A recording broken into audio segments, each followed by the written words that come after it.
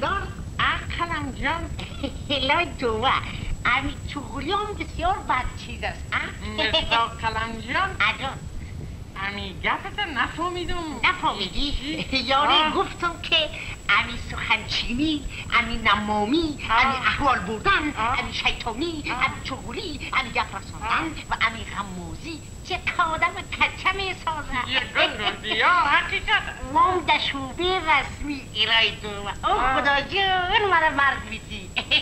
مرزا کلم جان کافی جان امین نصیر جان طرفت بد سعی میکنه. چرا؟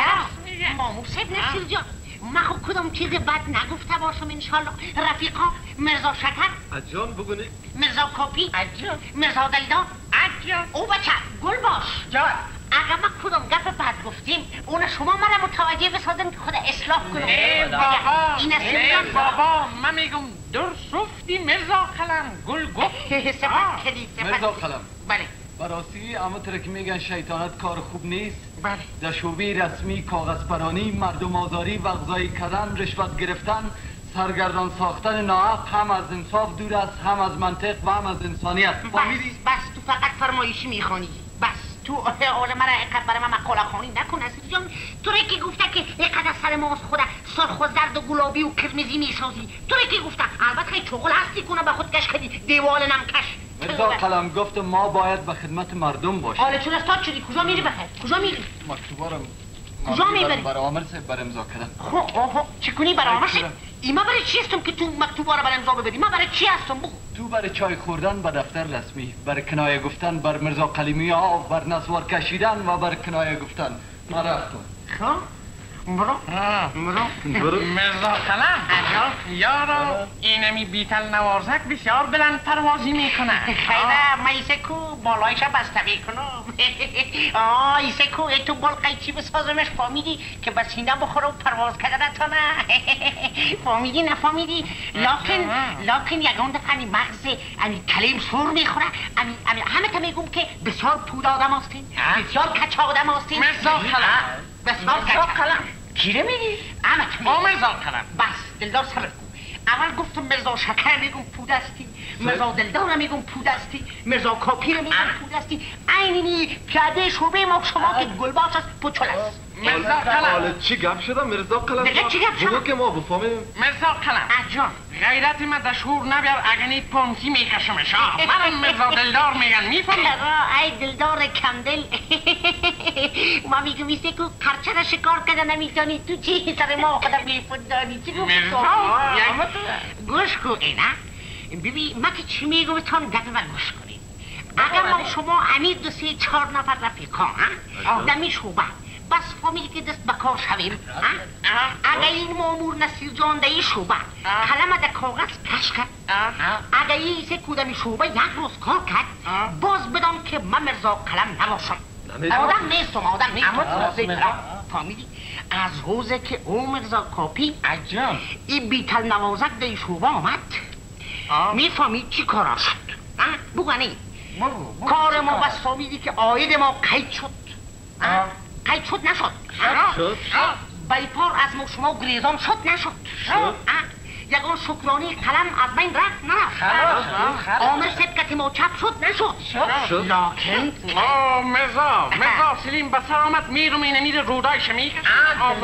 اشکو خوی دبا کس که نشناسید خیالش راستی کلنگک بیکرو. یادم مرزا حول ملا خیلی چی کنم بگو مرزا کلم چی کنم بگو. ایره امین عرض من یک را گوش کنین بشنوین که دل کوزه و رپوندیده آل میکفن. بگو بگنی آل از دلم زرده و با میشن. خدا بشنوین انی این آدم باید از این شوبه فرفرک فاره تبدیل شود بدنام تبدیل شود و برد اوراق در شوبه اوراق. هی مرزا کلم اجان در اوراقم که رفت میفهمی تمام کارهای غلط ما را میکشه. باید که در کانتین تبدیل شود. میفهمی چرا؟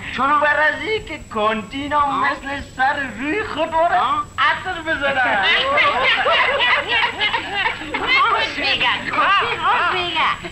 راست میگه خوب لکن گل باش جان پیش بیا اینجا اون بچه دان دروازه باش اینجا بگا امین نصیر جان مابور صاحب اگر از اتاق عامر صاحب برآمد با یک سلفه کن بسیار فکرت باشه بچه. از طوله باشه اینجا خیلی ببینی یک گوش کن سلفگه پیش برین یک ذره آه، پیش برو، برین مرزا. کله ده کله شوین دور میز کله بخ شکر.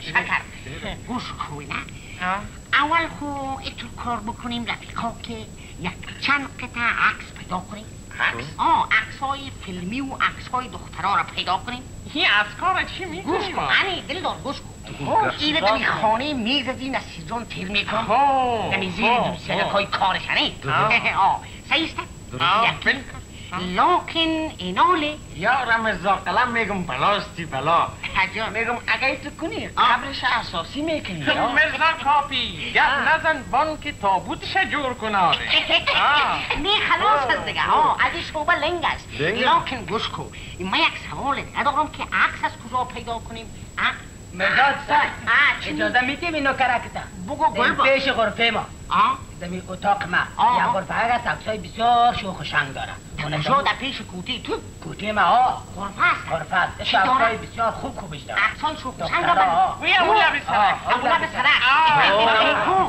امانت میدی که امانت بسیار رفیق ما چرا استادی برو یک همکره و بچه ازم ازم عکسای چی میگه برژی باردوست چیست؟ فیلمی انشالله که علی عکسا را به مجرد کاور این عکسای دخترها را در خانه میزش که ماندیم بعد از او گلباشه میگیم که برد اتاق عامر صاحب یک بزنه بگوی عامر صاحب محمودم خود عامر صاحب پرسانش میکنه چرا بچیم بگوی مامور صاحب نصیر جان مرا غیر در خانه خود میخواه سرمه گای قلیندکانی میکنه گای او میاره خلاصه کلام که همه کارهای شخصیش من در خانه میرم انجام میدم